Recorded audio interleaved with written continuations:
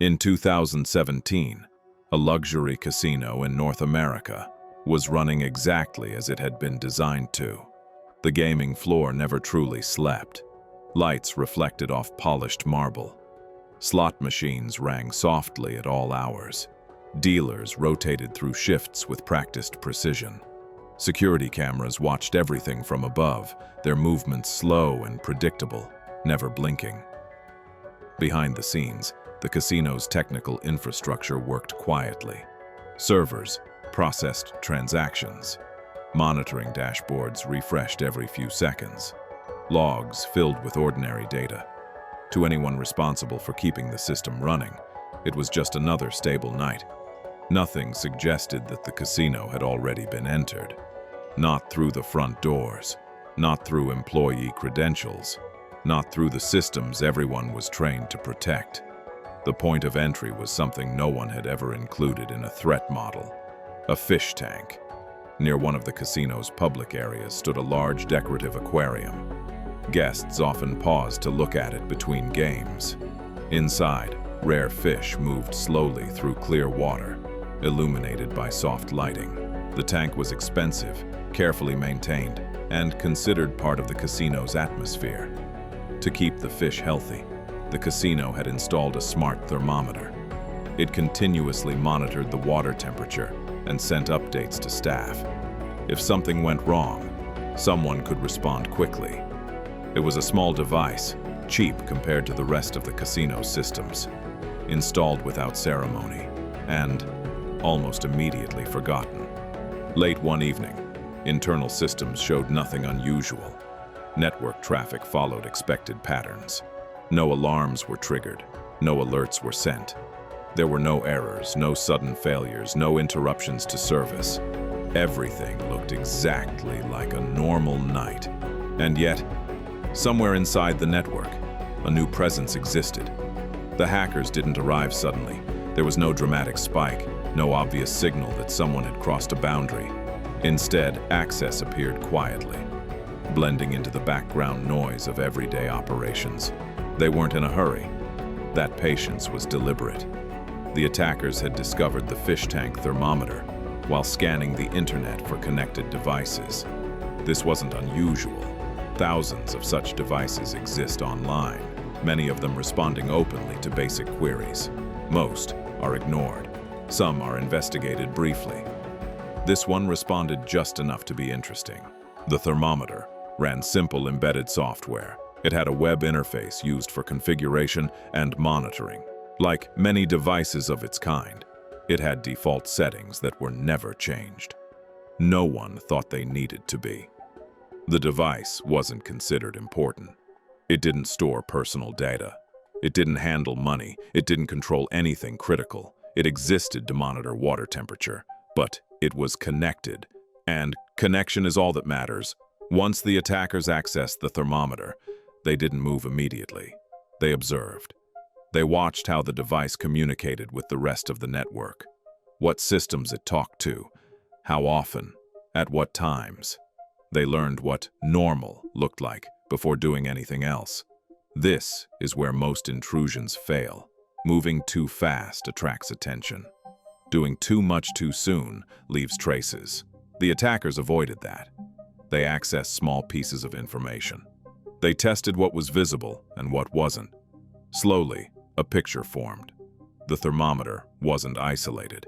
It sat on the same internal network as other systems. That decision had been made for convenience. Isolating devices requires extra configuration. It costs time and money, and in many environments it's considered unnecessary. After all, what could a thermometer really do? As it turned out, quite a lot. From the thermometer, the attackers could see other internal addresses. Not everything was accessible, but enough to explore further. Some systems responded, others didn't. Each response revealed a little more about the structure of the network. No alarms were triggered, no warnings appeared.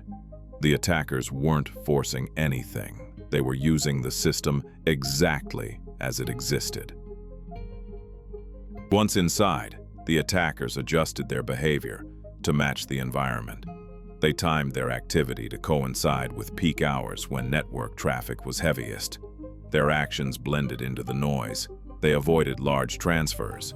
Instead, they accessed data in small portions, spread over time. Security systems are designed to catch extremes, sudden changes, large anomalies, repeated failures. This intrusion had none of those. What the attackers accessed wasn't immediately dramatic. They didn't go after money. They didn't disrupt operations. They focused on understanding.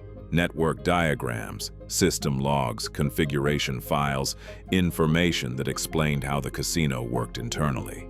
With each piece, they learned more about where data lived, how systems trusted one another, and which areas were monitored closely and which were not.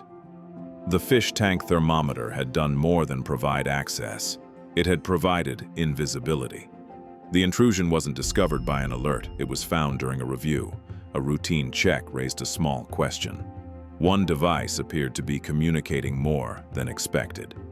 Nothing obviously wrong, just slightly more activity than its function would suggest. At first, it was dismissed. Devices sometimes behave unpredictably. False positives happen all the time, but someone decided to look closer. The investigation moved slowly. Engineers traced communication paths. They examined logs. They followed data flows backward, system by system. Eventually, they reached an endpoint that made no sense. The aquarium. At first, there was disbelief, then confusion, then silence. They checked again and again. The conclusion didn't change. The casino's internal network had been accessed through a device installed to monitor fish. What followed was not a public incident. There were no press releases, no announcements to guests, no dramatic shutdowns. The casino handled the situation quietly. Forensic teams examined what had been accessed. They assessed potential impact. They tried to reconstruct how long the attackers had been inside. The answers weren't comforting. The attackers had been patient, careful, professional, and they were gone. There were no clear fingerprints, no obvious origin, no individual to point to. Whoever had done this had no interest in being known. The focus shifted away from who and toward how. The casino's leadership asked questions that many organizations avoid. How many connected devices do we have? Which ones are monitored? Which ones aren't? The answers revealed gaps. Devices installed years earlier. Systems added by third-party vendors. Sensors no one remembered approving. Each one had seemed insignificant at the time. Together they formed a surface no one fully understood. The casino had protected its most obvious assets carefully. Money systems, surveillance, employee access. But the edges of the network had grown quietly. That growth had gone largely unexamined. The fish tank incident didn't become a headline, it became a lesson. Cybersecurity professionals discussed it at conferences. Analysts shared it in internal briefings. It appeared in training materials as a cautionary example. Not because it was dramatic, because it was ordinary. It showed how modern systems fail not through spectacular errors but through accumulation. Small decisions layered over time, each reasonable, each justified, until no one could see the whole picture. The casino wasn't unique. Hospitals were installing smart monitors, factories were connecting sensors, offices were adding automated controls. Each device promised efficiency, insight, convenience.